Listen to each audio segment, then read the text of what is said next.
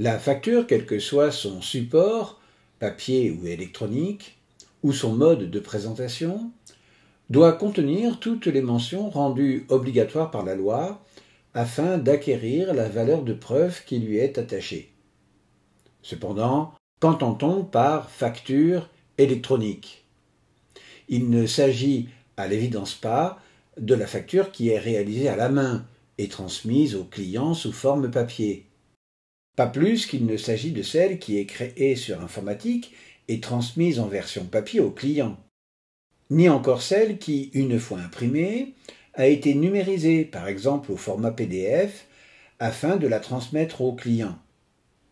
Néanmoins, ce type de facture peut être considéré comme une copie numérique fiable qui peut remplacer l'original papier, à condition d'avoir une résolution suffisante pour être fidèle à l'original et comporter un système d'horodatage, de ne subir aucun traitement, même pour en améliorer la lisibilité, afin de ne pas en modifier le contenu ou l'apparence, de le numériser à un format standard type PDF,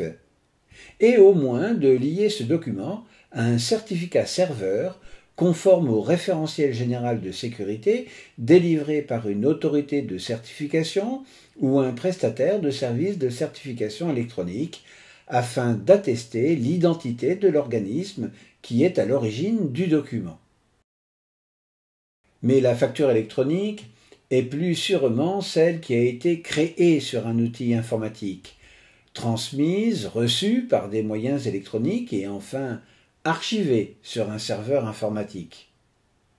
À condition, pour respecter les critères d'un document électronique fiable, d'assortir cette facture de moyens informatiques destinés à en garantir l'origine,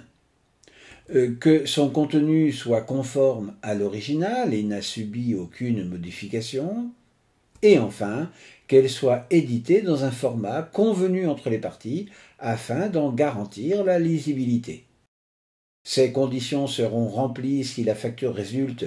d'un échange de données informatiques selon une norme convenue entre les parties et permettant une lecture par ordinateur pouvant être traitée automatiquement et accompagnée au minimum d'un certificat serveur. En cas de facture signée électroniquement, mais pour la signature électronique, il existe une autre vidéo disponible sur cette chaîne,